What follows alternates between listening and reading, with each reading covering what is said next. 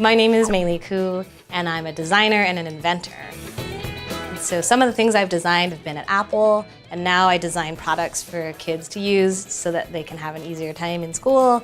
My other jobs include DJing and dancing.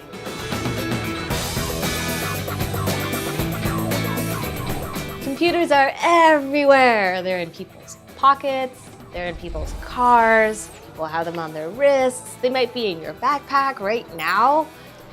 But what makes a computer a computer?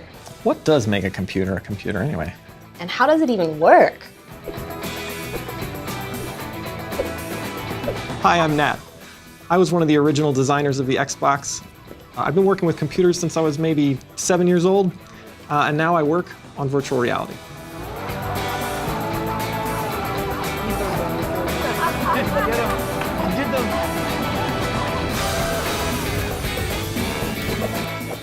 As humans, we've always built tools to help us solve problems. Tools like a wheelbarrow, a hammer, or a printing press, or a tractor trailer. All of these inventions helped us with manual work. Over time, people began to wonder if a machine could be designed and built to help us with the thinking work we do, like solving equations or tracking the stars in the sky.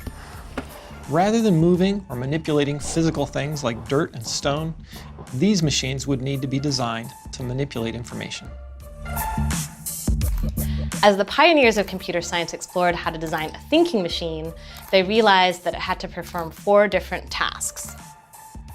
It would need to take input, store information, process it, and then output the results. Now this might sound simple, but these 4 things are common to all computers. And that's what makes a computer a computer. The earliest computers were made out of wood and metal, with mechanical levers and gears. By the 20th century, though, computers started using electrical components. These early computers were really large and really slow. A computer the size of a room might take hours just to do a basic math problem. These machines are things of gleaming, vari-colored metal and numerous flashing lights. Computers started out as basic calculators, which was already really awesome at the time, and they were only manipulating numbers back then. But now we can use them to talk to each other, we can use them to play games, control robots, and do any crazy thing that you could probably imagine. Modern computers look nothing like those clunky old machines, but they still do these same 4 things.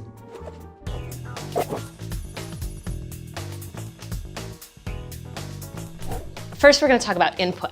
This is my favorite because what input is the stuff that the world does or that you do that makes the computer do stuff. You can tell a computer what to do with the keyboard, you can tell them what to do with the mouse, the microphone, the camera, and now if you're wearing a computer on your wrist, it might listen to your heartbeat, or in your car, it might be listening to what the car is doing, and a touch screen can actually sense your finger and it takes that as input on what it's doing.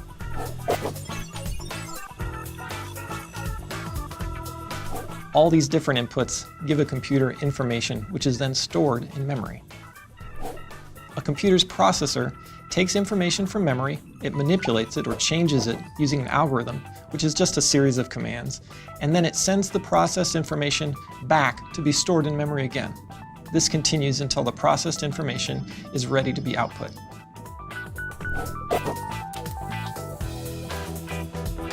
How a computer outputs information depends on what the computer is designed to do. A computer display can show text, photos, videos, or interactive games, even virtual reality. The output of a computer may even include signals to control a robot. And when computers connect over the internet, the output from one computer becomes the input to another, and vice versa. The computers we use today look really different from the earliest thinking machines. And who knows what the computers of tomorrow will be like. My hope is that you get to help decide what you want the computers of tomorrow to look like. But across all computers, regardless of the different types of technology they use, they're always doing the same 4 things. They take in information, they store it as data, they process it, and then they output the results.